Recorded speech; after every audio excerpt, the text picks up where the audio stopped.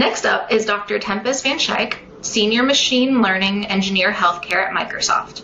We're excited to hear from her about her responsible AI journey and as she shares some of her practical RAI tools and techniques that can be used throughout the AI lifecycle, special RAI considerations for healthcare, and the experts that she looks to as she continues in her journey. Take it away, Tempest. Hi, my name is Tempest Van Schaik, and I'm going to be talking about responsible AI in health, from principles to practice. I am a senior machine learning engineer at Microsoft in commercial software engineering, CSE, and we work with Microsoft's big healthcare customers building real-world machine learning projects. So a little agenda for today and what I'm going to cover. So I'll start with the historical journey of responsible AI, then look at some responsible AI lessons coming from biomedical research, review some of the responsible AI ethical questions that we ask in my team, and then look at some of the responsible AI tools. So to start with the historical journey of responsible AI, whenever there's been new technology developed, there's usually that is followed by safety and responsibility considerations. For example, the car, when that was initially developed, there was the first car fatality. And following that, there were a series of safety measures that were introduced in cars and streets, like windshields and seatbelts and even the driver's test. So looking back, it seems obvious that a car should have these features, but at the time it was not obvious, and these were implemented to address safety and responsibility. The field of AI is in a similar situation. There were some incredible breakthroughs a couple of years ago, and now we're starting to think more and more about responsibility and safety. So what I've observed in the field is the question shifting from can we do it to should we do it? So a couple of years ago, there was a lot of excitement about whether we could build machine learning that could recognize faces, because that's a really exciting engineering breakthrough. And now the discussion is really around should we be doing that when we look at the consequences of that kind of technology and what impact that has on people. So now I'll talk a little bit about my personal interest in responsible AI and my journey. And it started with lessons from biomedical research. So I find it interesting that some of the concerns with AI today are familiar from biomedical research. So for example, one of the most important medical research ethics papers to come out was the Belmont Report in 1979. And this addressed some very, very serious ethical mistakes that had been made in biomedical research. So 1979 shows that biomedical research has quite a head start on AI, a couple of decades there, because these mistakes have been made. So some of the standards from biomedical research that are now considered part of responsible AI are, first of all, dataset transparency. So when you publish a paper in medical research, you have to be very transparent about who was in your dataset, what research participants were there, what age were they, where were they from, what race were they, what was the level of education, and so on. You're really transparent about that, which is something that we're seeing in responsible AI too.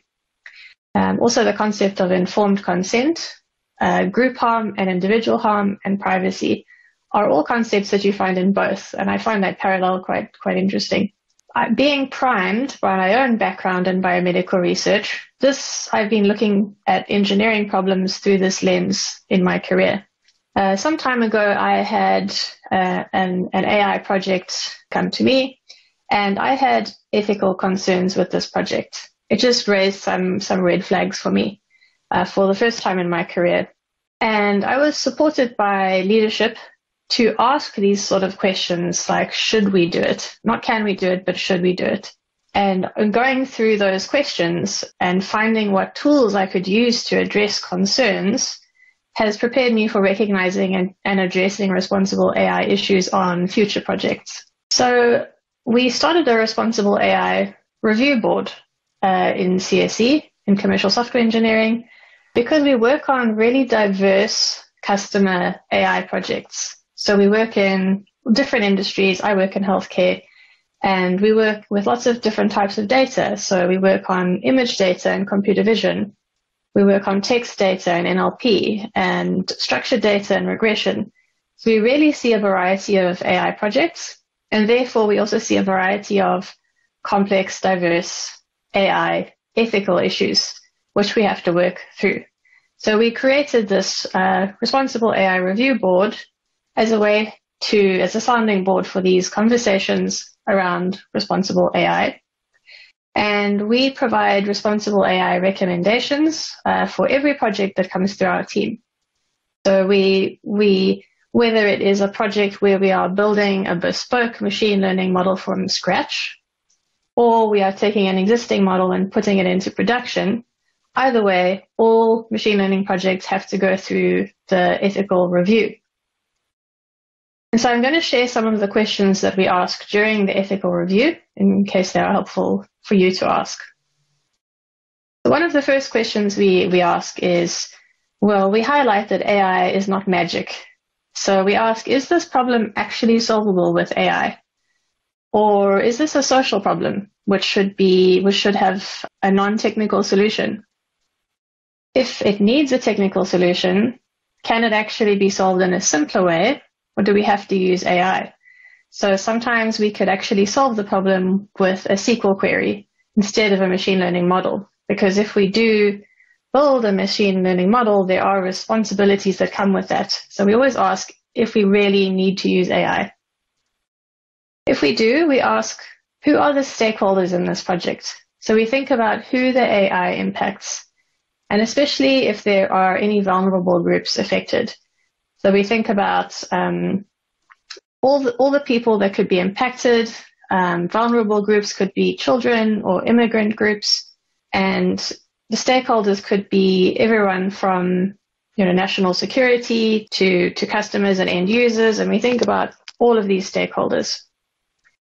Then we think about the possible benefits and harms to each stakeholder. So we list out all the benefits and harms to all the stakeholders, and we do this exhaustive list, which really helps us weigh up the pros and cons and their benefits and harms.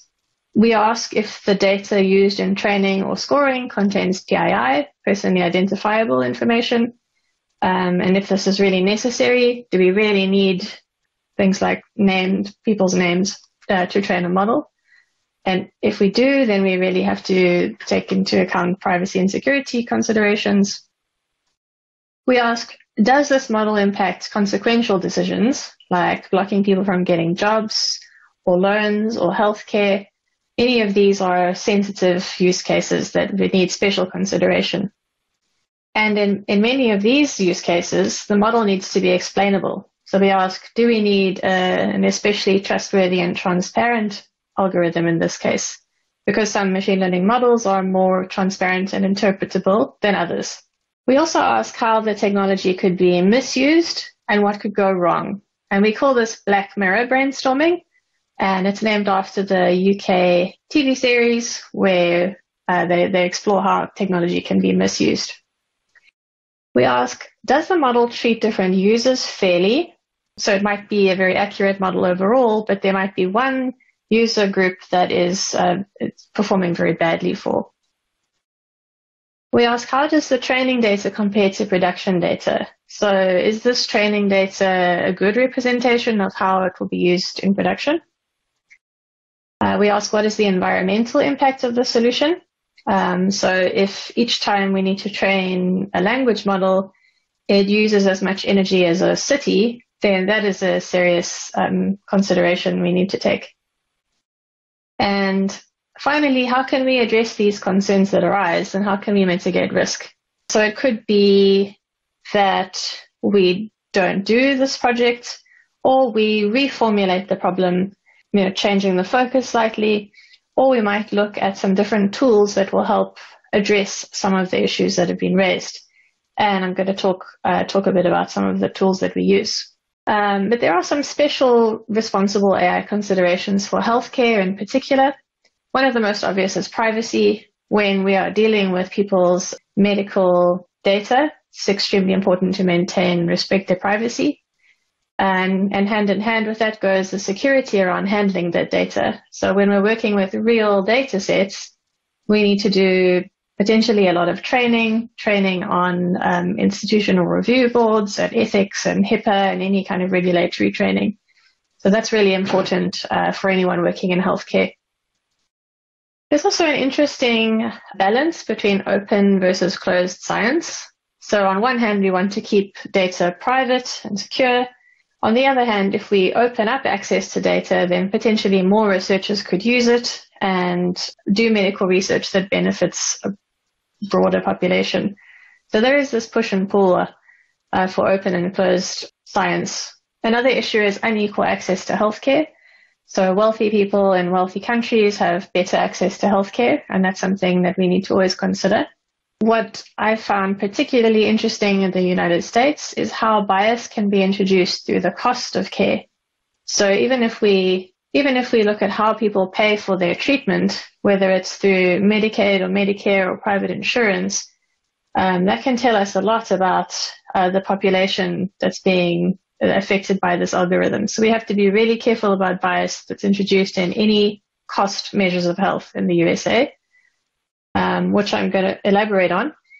And also, race and sex are often loaded with bias in machine learning. These can also be important disease predictors, as we saw with COVID. So we have to be really careful about, we can't necessarily just remove these to remove the bias. We may actually need them. So I'm going to share a paper which I found interesting, which touches on these last 2 points. And this is a paper by Obermeyer et al., and it's called Dissecting Racial Bias in an Algorithm Used to Manage the Health of Populations. So these authors investigated an algorithm that is used widely across the US by millions of people. And this algorithm does not use race as a feature. So it's completely has no access to the race of patients. But it was still very racially biased, which is the interesting thing. So they used the cost of care of Black and not Black patients to predict who was the sickest and therefore who needed extra treatment. But the cost of care for Black and non-Black patients is very different. Black patients have much less spent on them than non-Black patients. So if you use that to predict who's the sickest, you get very, very biased results. So I think this is an interesting example of how merely excluding feature like sex or race does not make it necessarily less biased.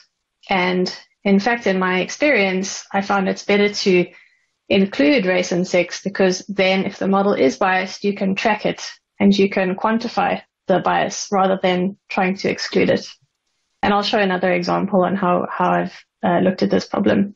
So now I'll show 3 different tools coming from Microsoft that are open source tools addressing some issues in responsible AI. The first tool helps answer the question, is there a good representation of all users in my data? And this tool is called Datasheets for Datasets. And it's a framework. It's inspired by electronics engineering. So I've got an example of a data sheet from electronics engineering shown here.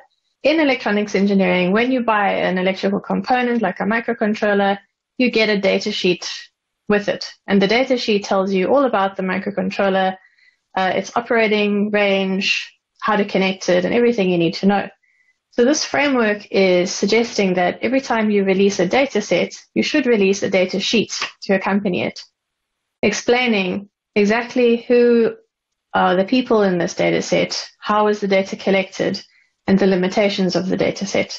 A language model trained on Twitter conversations is not appropriate for a medical literature project because the data sets are very different. So this framework promotes transparency in data sets. The next tool asks the question, does the model treat different users fairly? And a tool for this is called FairLearn. It was developed by Microsoft Research, and it is a Python, open source Python package. And this is how I've used it. So I was looking at the accuracy of a medical model, and you can see that the accuracy at the top there is area under ROC curve. And that was an accuracy of 0.92. which sounds quite good. But then using Fairlearn, you can break it down into lots of different metrics, including looking at the accuracy per group. So we can look at the accuracy for female and non-female patients, and also look at the accuracy by different racial groups. And there's a lot of interesting metrics there to help you keep track of whether the model is performing equally well for different groups. So that one is called Fairlearn. And then lastly, I wanted to show a tool that addresses the question of, does the model need to be explainable? So especially in healthcare, if we are predicting who should get medical treatment or not, it's very important, or some kind of medical intervention, it's very important that the model is explainable and interpretable, because some models just make a prediction and we have no idea why they've made that prediction, whereas others are much more explainable. And that's really important for doctors to be able to have faith in the model. So InterpretML is another MSR, Microsoft Research, open source Python tool. And it's a suite of visualizations, but it's also the explainable boosting machine model, which offers high accuracy and high explainability. So here's an example of a model that is predicting, this is from the adult income data set. So it's a model predicting whether someone earns more or less than $50,000 a year. And we can see that these are the different features it uses to predict that, like gender, race, the native country is, and so on. And we can see that in orange, these are the features that are for predicting over $50,000. So we look at capital gains, hours per week, education years, and in blue are the features that are against that prediction. So their occupation and marital status and so on. So this model is explainable because you can see the weighting that it's put on each different feature to arrive at that conclusion. And I wanted to end with some resources. I'm not an expert in responsible AI. I'm a practitioner, and I look to these experts to try and understand the best practices in responsible AI. So I would recommend reading and following people like Cathy O'Neil, Hannah Wallach, Timnit Gebru, Rachel Thomas, Deborah Raji, Kate Crawford, Arvind Narayanan. And if you are new to responsible AI, then this Netflix documentary called Coded Bias is a really nice primer. I'm also looking forward to reading these two books by Kate Crawford, Atlas of AI, and Redesigning AI, which is a special edition of the Boston Review, edited by Darren Ashimoglu, with essays from a lot of these authors.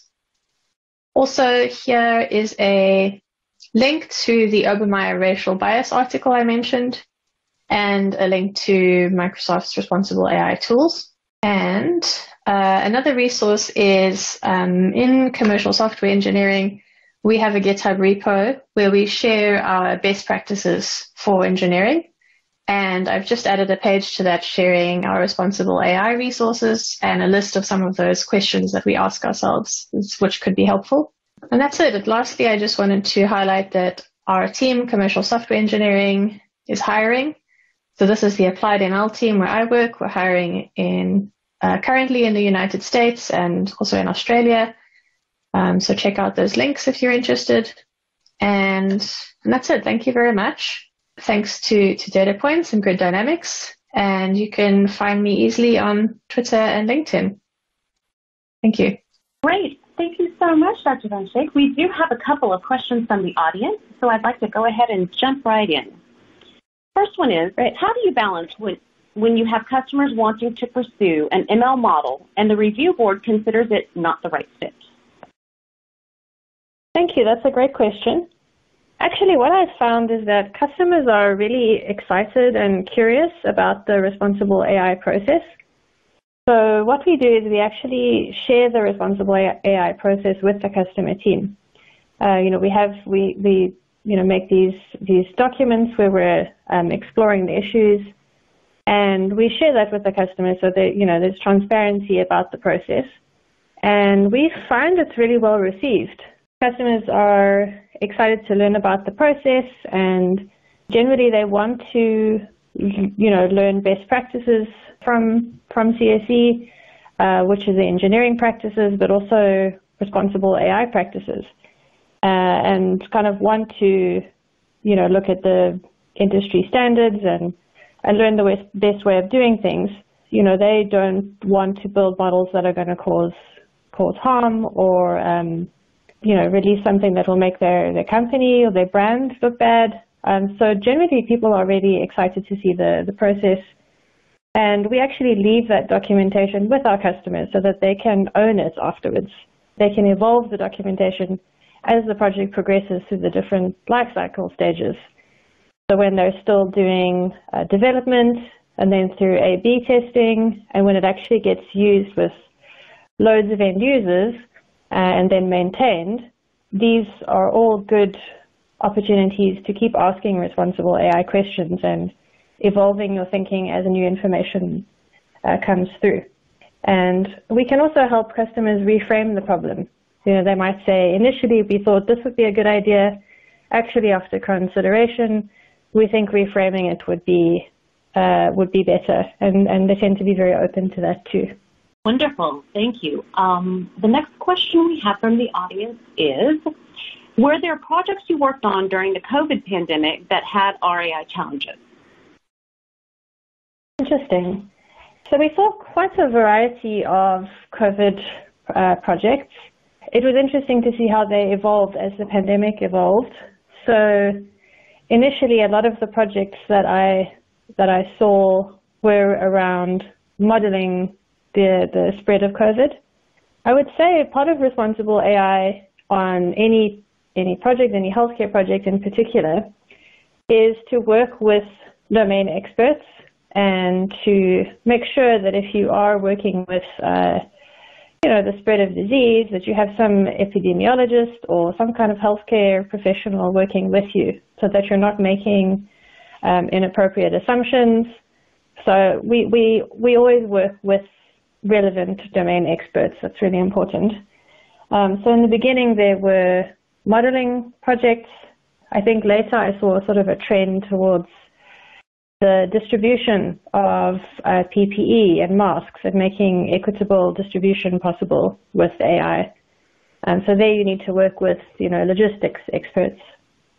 And then towards, in the later parts of the pandemic, we saw a lot of modeling around returning to work safely and how best to do that, in which case, you need to work with the experts in those fields. So having those experts are really important. Awesome.